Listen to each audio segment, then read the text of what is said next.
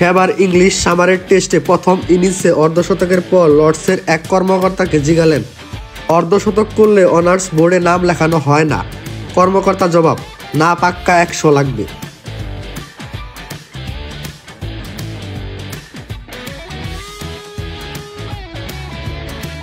পরের ইনিংসেই করলেন দুর্দান্ত এক শতক।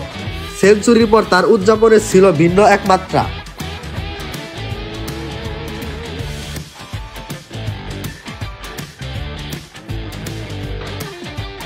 যেন বলতে চাইছিলেন, চিনে নাও আমায়, আর আমার নামটা লিখে রাখো লর্ডসের ওই ঐতিহাসিক অনার্স বোর্ডে।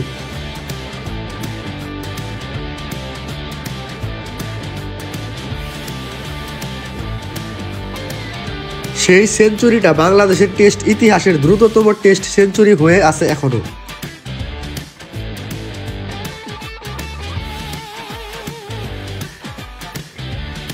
তার শুরুর গানও ছিল দারুণ শ্রুতিমধুর। 2007 বিশ্বকাপে জহির খানকে ডাউন দ্য উইকেটে এসে পোর্ট অফ স্পেনে গ্যালারিতে আছড়ে ফেলা।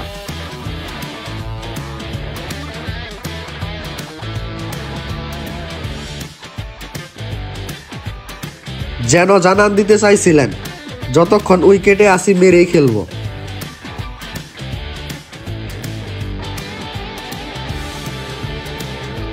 লম্বা ক্যারিয়ারের পরে অবশ্য খোলস বদলেছে, ধীর স্থির ক্রিকেটে খেলেছেন।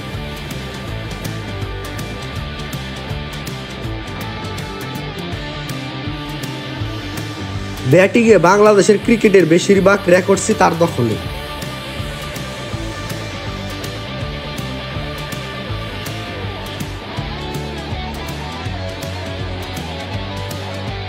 $2012 এশিয়া কাপের ঠিক আগে ব্যাটে রান নেই, চারপাশে রব উঠে যায়, তাকে বাদ দাও। এশিয়া কাপে তার দলে থাকা নিয়েও নানান অভিযোগ।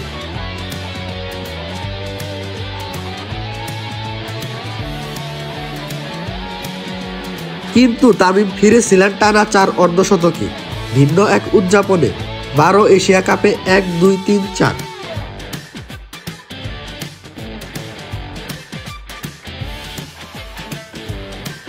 আরেকবার রান খরা, আরেকবার ছুঁড়ে ফেলো শুরু। পাকিস্তানের বিপক্ষে 2 শতক, 1 অর্ধশতকে আরও একবার ফিরেছিলেন।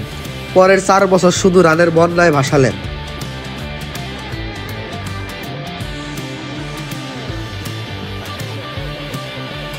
তার স্বপ্ন ছিল ক্যারিয়ারের থামার আগে যে কোনো ফরম্যাটে 10,000 রান করা। আমরাও আশাবাদী ছিলাম সেটা ওয়ানডে ক্রিকেটেই হয়ে যাবে। সেটা আর হলো না। তামিম থেমে গেলেন যে।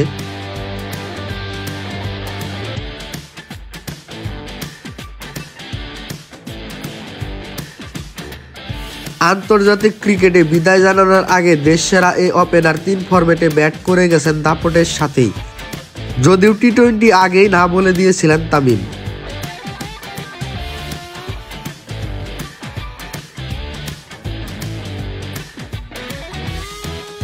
টি-20তে 1758 রানের মালিক তামিম, দাপটের সাথেই খেলে যাচ্ছিলেন বাকি 2 ফরম্যাটে।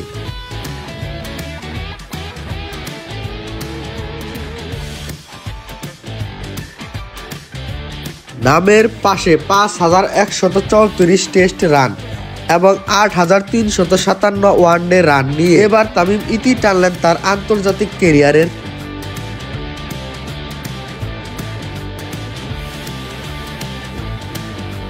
ছোটবেলায় তামিম নাকি ঘুমানোর আগে রাতে তারা দেখে ঘুমাতেন।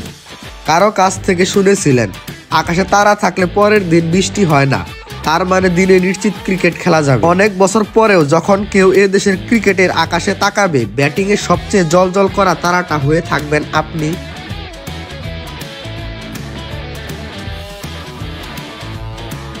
আর লাভ দিয়ে যেন বলতে চাইবেন, চিনে নে আমায়, আর নামটা দেখে নে লর্ডসের অনার্স বোর্ডে।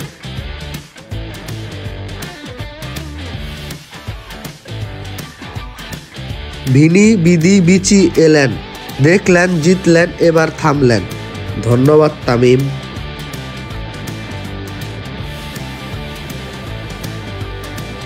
আরাফাত ইসলাম রিয়াদ, স্পোর্টস ইনসাইডার্স।